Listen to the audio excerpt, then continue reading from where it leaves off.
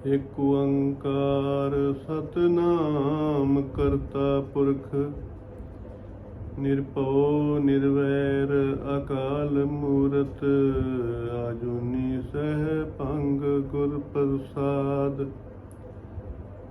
जप आद सच जुगाद सच है भी सच नानक होसी भी सच डंडौत बंदन अनक बार सर्ब कला समरथ डोलन दे राखो प्रभु नानक दे कर हथ सतनाम वाहिगुरु सतनाम वाहिगुरु।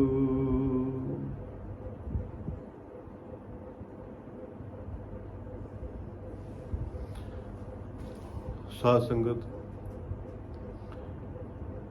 अकाल पुरख वाहिगुरु परमात्मा जी ने ਇਹ ਜੀਵ ਨੂੰ ਸੰਸਾਰ ਦੇ ਵਿੱਚ ਭੇਜਿਆ ਇਹ ਵਾਅਦਾ ਕਰਕੇ ਕਿ ਸੰਸਾਰ ਦੇ ਵਿੱਚ ਜਾ ਕੇ ਪ੍ਰਮਾਤਮਾ ਦੀ ਪ੍ਰਾਪਤੀ ਕਰਨੀ, ਸੰਸਾਰ ਦੀ ਨਿਵਰਤੀ ਕਰਨੀ। ਤੋ ਸੰਸਾਰ ਦੇ ਵਿੱਚ ਆ ਕੇ ਇਹ ਜੀਵ ਭੁੱਲ ਗਿਆ ਤੇ ਲਿਵ ਛੁੜਕੀ ਲੱਗੀ ਤ੍ਰਿਸ਼ਨਾ ਮਾਇਆ ਅਮਰ ਵਰਤਾਇਆ। ਤੋ ਉਸ ਭੁੱਲੇ ਹੋਏ ਜੀਵ ਨੂੰ ਫਿਰ ਦੁਬਾਰਾ ਉਸ ਵਾਹਿਗੁਰੂ ਪਰਮਾਤਮਾ ਜੀ ਦਾ ਪ੍ਰਕਾਸ਼ ਕਰਨ ਵਾਸਤੇ ਪਰਮਾਤਮਾ ਜੀ ਉਪਦੇਸ਼ ਕਰਦੇ ਨੇ। ਇੱਕ ਓੰਕਾਰ ਸਤਿਗੁਰ ਪ੍ਰਸਾਦ ਵਾਜੇ ਪੰਚ ਸ਼ਬਦ ਤਿਤ ਕਰ ਸੁਭਾਗੇ ਕਰ ਸੁਭਾਗੇ ਸ਼ਬਦ ਵਾਜੇ ਕਲਾ ਜਿਤ ਕਰ ਧਾਰੀਆਂ। ਸਾਧ ਸੰਗਤ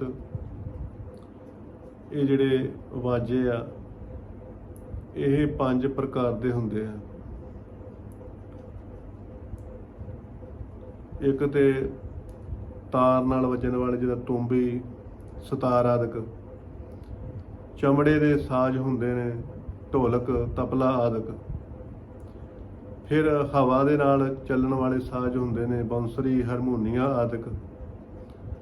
ਫਿਰ ਧਾਂਤੂ ਦੇ ਸਾਜ਼ ਹੁੰਦੇ ਨੇ ਚਿਮਟਾ ਔਰ ਟੱਲੀਆਂ ਆਦਿਕ। ਫਿਰ ਮਿੱਟੀ ਦੇ ਸਾਜ਼ ਹੁੰਦੇ ਨੇ ਘੜਾ ਆਦਿਕ।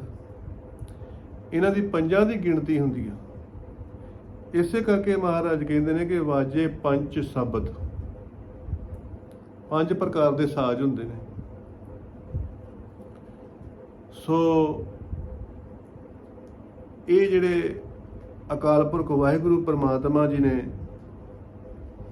ਅੰਦਰ ਜਿਹੜੇ ਸਾਜ਼ ਨੇ ਉਹ ਜਿਹੜਾ ਜੀਵ ਸ੍ਰਿਸ਼ਟੀ ਆ, ਜੀਵ ਕਲਪਨਾ ਵਾ, ਉਹ ਹੱਦ ਵਿੱਚ ਹੋਣ ਕਰਕੇ ਰਾਗ ਦਵੇਸ਼ ਈਰਖਾ ਵਖੇਲੀ ਨਿੰਦਿਆ ਚੁਗਲੀ ਆਪਣਾ ਬਗਾਨਾ ਹੋਣ ਕਰਕੇ ਉਹ ਜਿਹੜੇ ਪਰਮਾਤਮਾ ਦੇ ਜਿਹੜੇ ਦਿਵਿਆ ਸਾਜ਼ ਨੇ ਉਹ ਸੁਣਾਈ ਨਹੀਂ ਦਿੰਦੇ।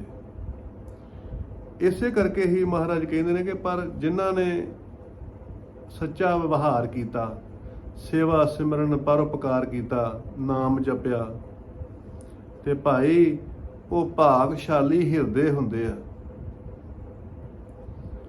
ਜਿਨ੍ਹਾਂ ਦੇ ਵਿੱਚ ਪ੍ਰਮਾਤਮਾ ਦਾ ਪ੍ਰਕਾਸ਼ ਹੁੰਦਾ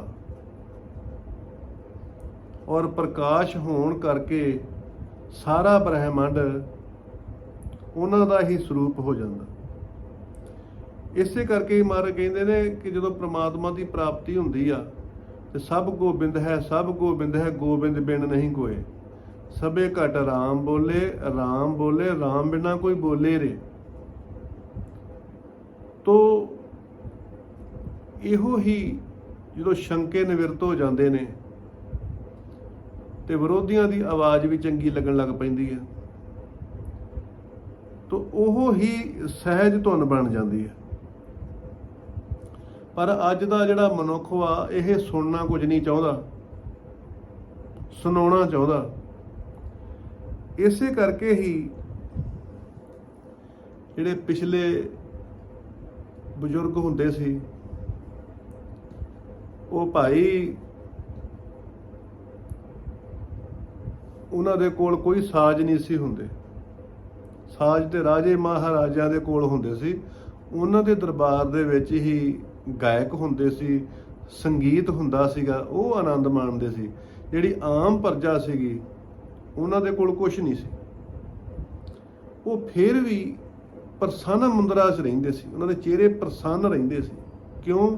ਕਿਉਂਕਿ ਉਹ ਕੁਦਰਤ ਦੀ ਆਵਾਜ਼ ਨੂੰ ਸੰਗੀਤ ਸਮਝਦੇ ਸੀ।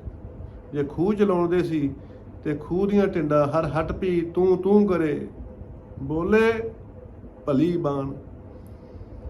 ਜਦੋਂ ਖੂਹ ਚੱਲਦਾ ਸੀਗਾ ਤੇ ਉਹਦੀਆਂ ਟਿੰਡਾਂ ਦੀ ਆਵਾਜ਼ ਆਉਂਦੀ ਸੀ, ਉਹੀ ਹੀ ਸੰਗੀਤ ਬਣ ਜਾਂਦਾ ਸੀ। ਚਰਖਾ ਚੱਲਦਾ ਸੀਗਾ ਤੇ ਚਰਖੇ ਦਾ ਤੰਦ ਜਦੋਂ ਉੱਤੇ ਨੂੰ ਜਾਂਦਾ ਸੀਗਾ, ਉਹੋ ਹੀ ਸੰਗੀਤ ਬਣ ਜਾਂਦਾ ਸੀਗਾ। ਤੋ ਭਾਈ ਸੱਚੀ ਖੇਤੀ ਕਰਦੇ ਸੀਗੇ, ਬਲਦਾਂ ਦੇ ਗਲਾਂ ਦੇ ਵਿੱਚ ਘੁੰਗਰੂ ਹੁੰਦੇ ਸੀ, ਟੱਲ ਹੁੰਦੇ ਸੀ, ਉਹੋ ਹੀ ਆਵਾਜ਼ ਉਹਨਾਂ ਨੂੰ ਮਧੁਰ ਲੱਗਦੀ ਸੀ। ਸੱਚੀ ਕਿਰਤ ਕਰਦੇ ਸੀਗੇ, ਸੱਚਾ ਹਿਰਦੇ ਦੇ ਨਾਲ ਵਿਵਹਾਰ ਕਰਦੇ ਸੀਗੇ, ਤੇ ਹਰ ਵੇਲੇ ਉਹਨਾਂ ਦੇ ਅੰਦਰ ਸੰਗੀਤ ਸੁਣਦਾ ਸੀ, ਆਨੰਦ ਸੀਗਾ, ਚਿਹਰੇ ਤੇ ਪ੍ਰਸੰਨਤਾ ਸੀ। ਪਰ ਹੁਣ ਦਾ ਜਿਹੜਾ ਨੌਜਵਾਨ ਆ, ਇਹ ਵੱਡੇ ਵੱਡੇ ਡੀਜੇ ਟਰੈਕਟਰਾਂ ਤੇ ਲਾ ਕੇ ਤੇ ਦੁਨੀਆ ਨੂੰ ਸੁਣਾਉਂਦਾ, ਸ਼ੋਰ ਸ਼ਰਾਬਾ ਕਰਦਾ, ਉਦਾਂ ਡੀਜੇ ਲਾਉਂਦਾ, ਮੋਬਾਈਲਾਂ ਤੇ ਗਾਣੇ ਸੁਣਦਾ, ਕੰਨਾਂ ਦੇ ਵਿੱਚ ਸਪੀਕਰ ਲਾ ਕੇ ਫੇਰ ਸੁਣਦਾ। ਇੰਨਾ ਕੁਛ ਮਿਊਜ਼ਿਕ ਦਾ ਸਾਧਨ ਹੋਣ ਦੇ ਬਾਵਜੂਦ ਵੀ ਚਿਹਰੇ ਤੇ ਪ੍ਰਸੰਨਤਾ ਨਹੀਂ ਗੀ, ਚਿਹਰੇ ਤੇ ਖਾਮੋਸ਼ੀ ਆ, ਨਾਮੋਸ਼ੀ ਆ। ਤੋ ਇਹਦਾ ਇਹੋ ਹੀ ਕਾਰਨ ਆ ਕਿ ਭਾਈ ਅਕਾਲ ਪੁਰਖ ਵਾਹਿਗੁਰੂ ਪਰਮਾਤਮਾ ਜੀ ਦਾ ਜਿਹੜਾ ਸੰਗੀਤ ਆ, ਇਹੋ ਹੀ ਰਸ ਦੇ ਸਕਦਾ। ਇਹ ਦੂਸਰਾ ਸੰਗੀਤ ਜਿਹੜਾ ਹੈਗਾ ਨਾ ਸਾਜ਼ਾਂ ਵਾਲਾ, ਇਹ ਰਸ ਨਹੀਂ ਦੇ ਸਕਦਾ। ਇਹਦੇ ਨਾਲ ਹੋਰ ਵੀ ਰਾਗ ਦਵੇਸ਼ ਵੱਧਦਾ, ਨੁਕਤਾਚੀਨੀ ਵੱਧਦੀ ਆ, ਆਪਣਾ ਬਗਾਨਾ ਵੱਧਦਾ, ਹੋਰ ਵੀ ਮਨ ਭਟਕਦਾ ਇਹਨਾਂ ਗਾਣਿਆਂ ਦੇ ਨਾਲ, ਤੇ ਇਸ ਕਰਕੇ ਜਿਹੜੀ ਮਾੜੀ ਮੋਟੀ ਸ਼ਾਂਤੀ ਹੁੰਦੀ ਉਹ ਵੀ ਖਰਾਬ ਹੋ ਜਾਂਦੀ। ਤੋ ਇਸ ਕਰਕੇ ਮਹਾਰਾਜ ਕਹਿੰਦੇ ਨੇ ਕਿ ਭਾਈ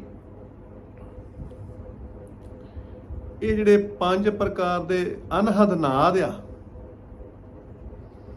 ਜਦੋਂ ਸੰਸਾਰ ਦੇ ਨਾਲ ਆਪਣੇ ਬਗਾਨੇ ਦਾ ਭਾਵ ਖਤਮ ਕਰ ਦੇਗਾ,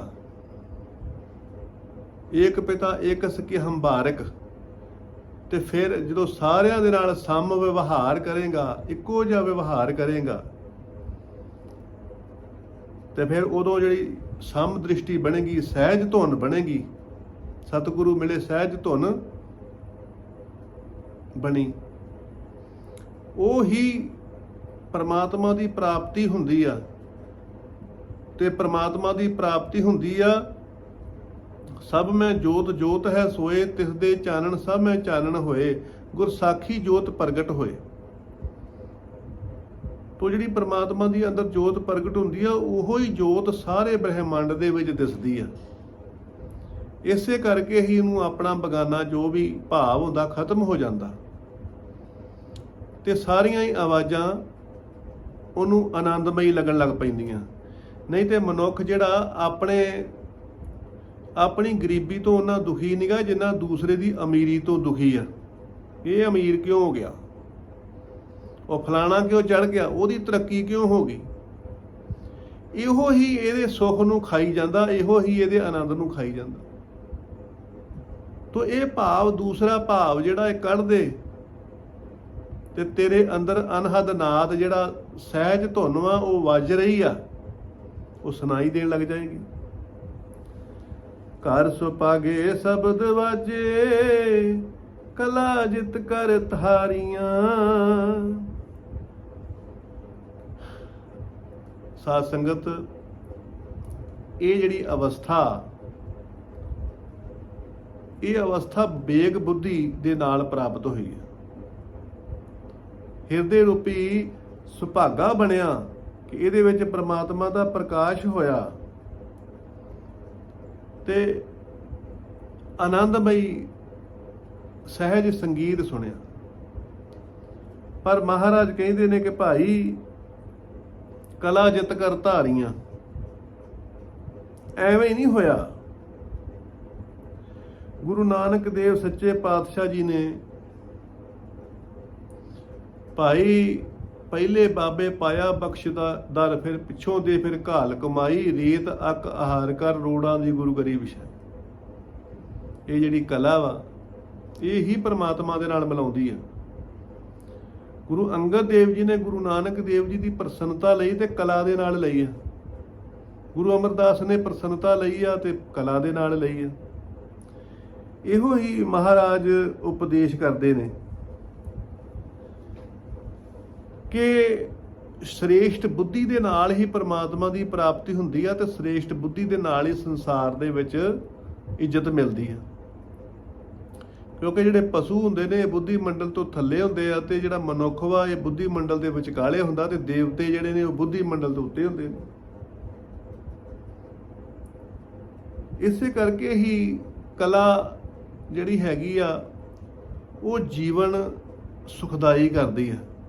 ਜਿਹਦੇ ਵਿੱਚ ਸੰਸਕਾਰ ਆ, ਜਿਹਦੇ ਵਿੱਚ ਕਲਾ ਵਾ, ਗੁਣ ਆ, ਉਹ ਵਾਹਿਗੁਰੂ ਪ੍ਰਮਾਤਮਾ ਜੀ ਨੂੰ ਇਹ ਪਾਵੇਗਾ ਔਰ ਸੰਸਾਰ ਦੇ ਵਿੱਚ ਇੱਜ਼ਤ ਵੀ ਮਾਣ ਕਰੇਗਾ।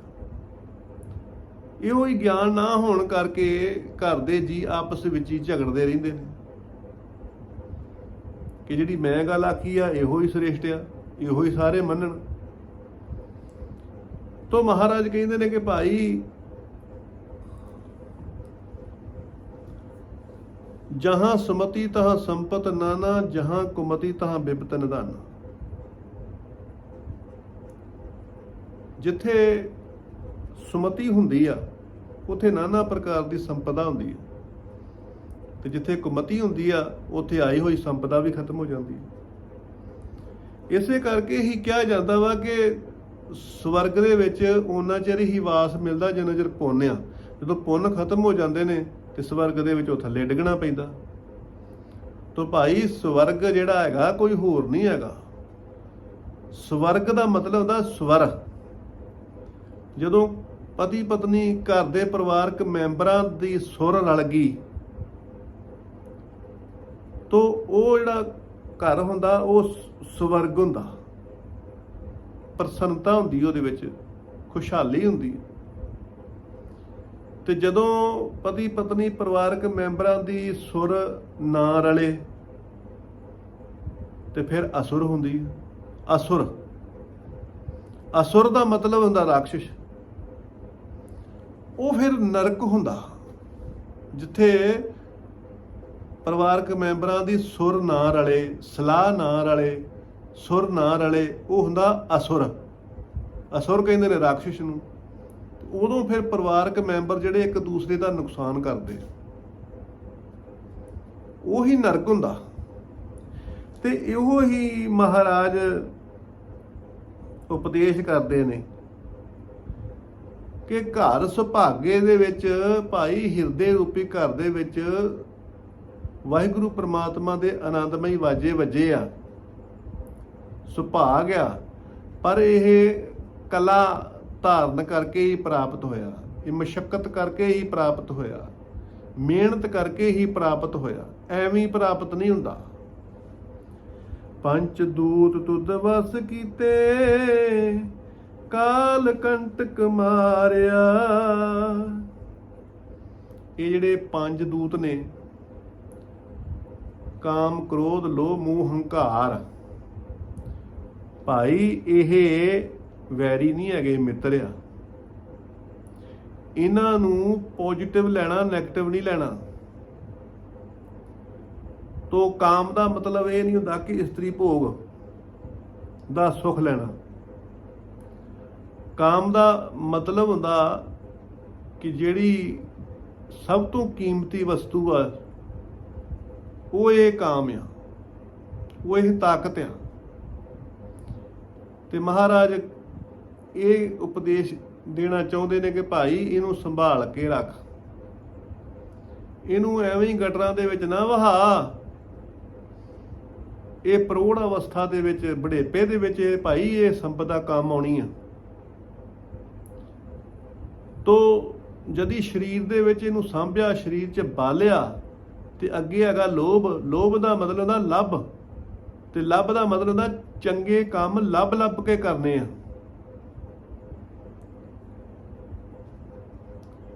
ਕਾਮ ਕ੍ਰੋਧ, ਕ੍ਰੋਧ, ਕ੍ਰੋਧ ਦਾ ਮਤਲਬ ਕਰੋ ਅਧਿਕ। ਪਹਿਲੋਂ ਤੇ ਸਰੀਰ ਨੂੰ ਸੰਭਾਲ ਕਰਨੀ ਆ, ਔਰ ਸਰੀਰ ਸੰਭਾਲ ਕਰਕੇ ਫਿਰ ਚੰਗੇ ਕੰਮ ਜ਼ਿਆਦੇ ਕਰਨੇ ਆ। ਕ੍ਰੋਧ ਦਾ ਮਤਲਬ ਹੁੰਦਾ ਕਰੋ ਅਧਿਕ, ਜ਼ਿਆਦੇ ਕੰਮ ਕਰੋ, ਜ਼ਿਆਦੇ ਵਧੀਆ ਕੰਮ ਕਰੋ, ਸੇਵਾ ਕਰੋ, ਪਰਉਪਕਾਰ ਕਰੋ, ਭਲਾ ਕਰੋ। ਕ੍ਰੋਧ ਦਾ ਮਤਲਬ ਲੜਨਾ ਝਗੜਨਾ ਨਹੀਂ ਹੁੰਦਾ। ਲੋਭ, ਲੋਭ ਦਾ ਮਤਲਬ ਹੁੰਦਾ ਲੱਭ ਲੱਭ ਕੇ ਚੰਗੇ ਕੰਮ ਕਰਨੇ ਆ। ਔਰ ਮੋਹ, ਮੋਹ ਦਾ ਕੰਮ ਹੁੰਦਾ ਕਿ ਚੰਗੇ ਕੰਮ ਲੱਭ ਲੱਭ ਕੇ ਤੇ ਕਰਨੇ ਆ, ਪਰ ਪਿਆਰ ਦੇ ਨਾਲ ਕਰਨੇ ਆ, ਸ਼ਰਧਾ ਦੇ ਨਾਲ ਕਰਨੇ ਆ।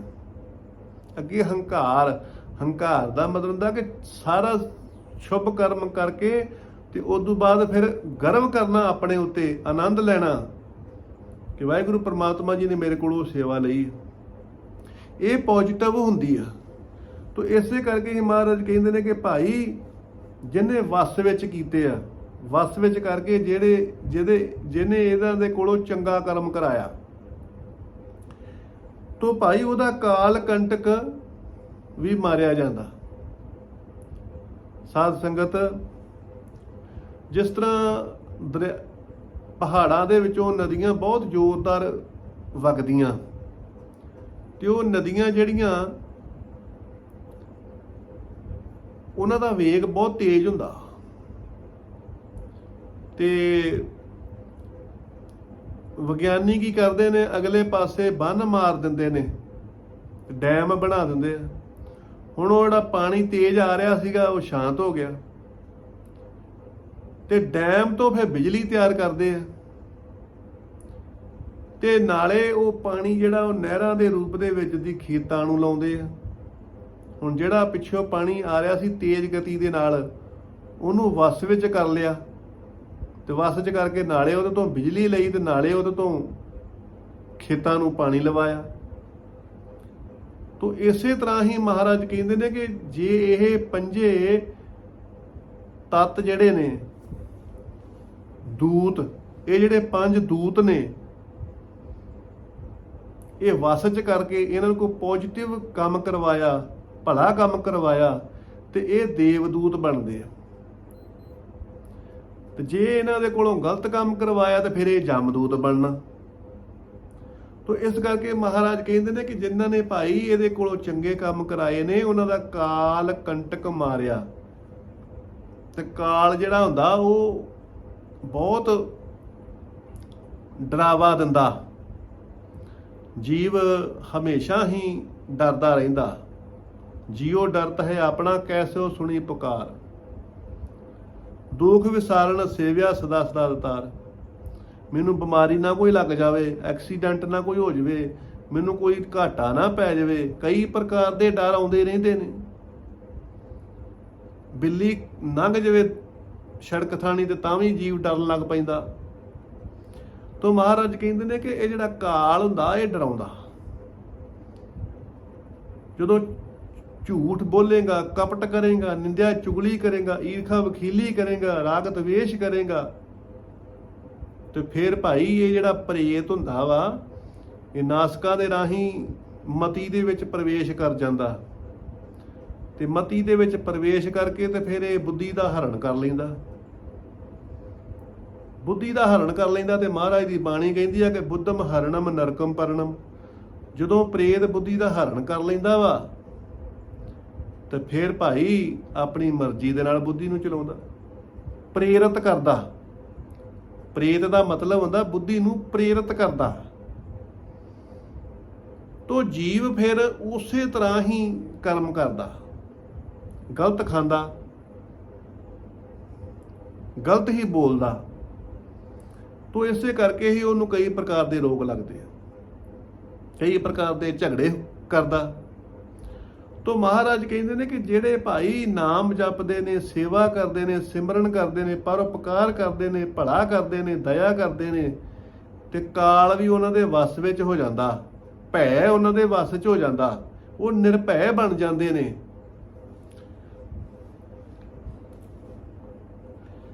ਤੁਰ ਕਰਮ ਪਾਇਆ ਤੁਧ ਜਿਨ ਕੋ से नाम हर के लागे।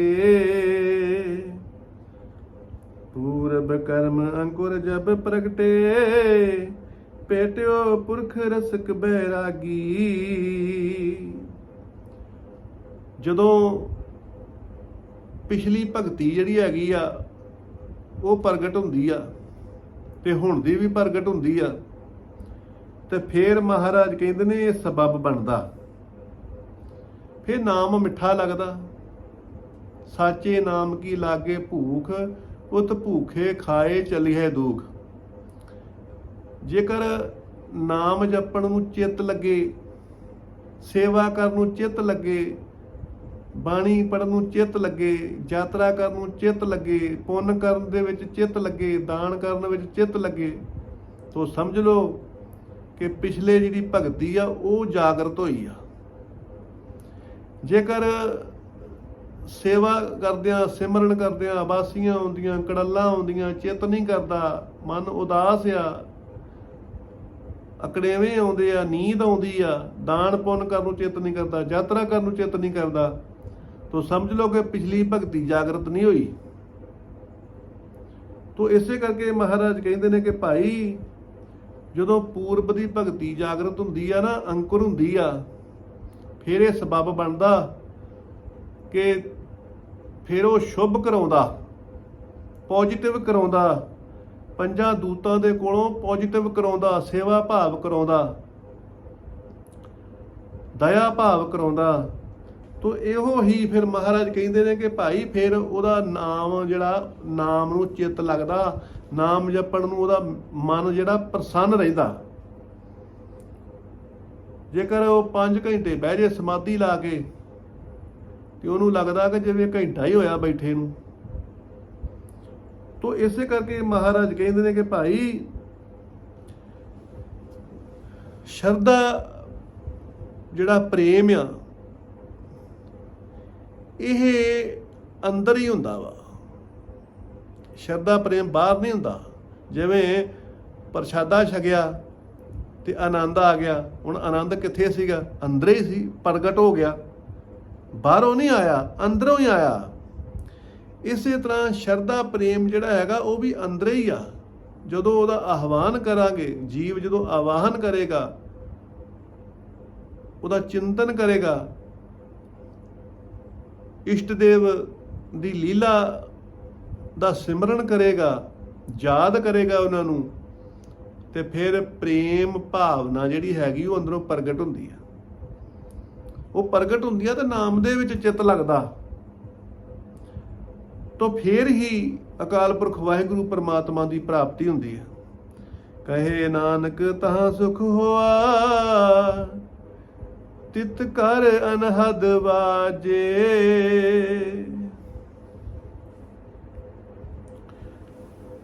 ਤੋ ਜਿਨੀ ਨਾਮ ਤਿਹਾਇਆ, ਗਏ ਮਸ਼ਕਤ ਕਾਲ, ਨਾਨਕ ਤੇ ਮੁਖ ਉਜਲੇ, ਕੀਤੀ ਛੁਟੀ ਨਾਲ। ਜਾਸ ਜਪਤ ਮਨ ਹੋਏ ਆਨੰਦ, ਬਿਨ ਸੇ ਦੂਜਾ ਭਾਓ, ਦੁਖ ਦਰਦ ਤ੍ਰਿਸ਼ਨਾ 부ਝੇ, ਨਾਨਕ ਨਾਮ ਸਮਾਓ। ਤੋ ਮਹਾਰਾਜ ਕਹਿੰਦੇ ਨੇ ਕਿ ਇਹ ਅਵਸਥਾ ਜਿਹੜੀ ਪ੍ਰਾਪਤ ਹੋਈ ਆ,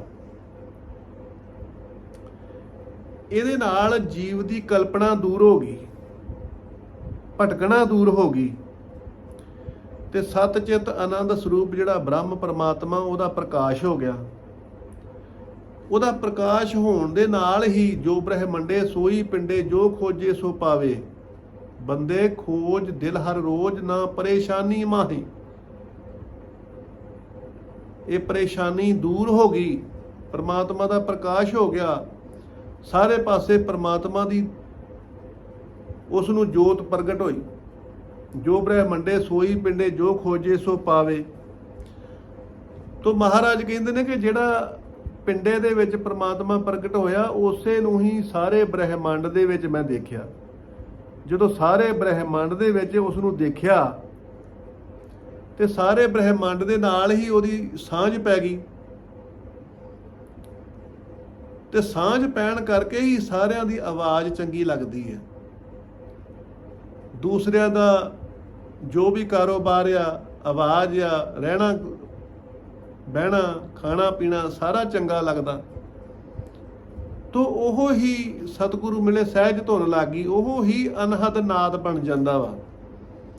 ਨਹੀਂ ਤੇ ਜੀਵ ਜਿਹੜਾ ਹੈਗਾ ਜ਼ਿਆਦਾਤਰ ਆਪਣੇ ਬਗਾਨੇ ਦੇ ਵਿੱਚ ਹੀ ਭਟਕਦਾ ਰਹਿੰਦਾ, ਉਧਰ ਹੀ એનર્ਜੀ ਖਰਾਬ ਕਰਦਾ ਰਹਿੰਦਾ, ਨਿੰਦਿਆ ਵੱਲ, ਚੁਗਲੀ ਵੱਲ, ਦੂਸਰੇ ਦੀ ਤਰੱਕੀ ਦੇਖ ਦੇਖ ਕੇ ਹੀ ਸੜਦਾ ਰਹਿੰਦਾ, ਜੈਲਸ ਕਰਦਾ ਰਹਿੰਦਾ।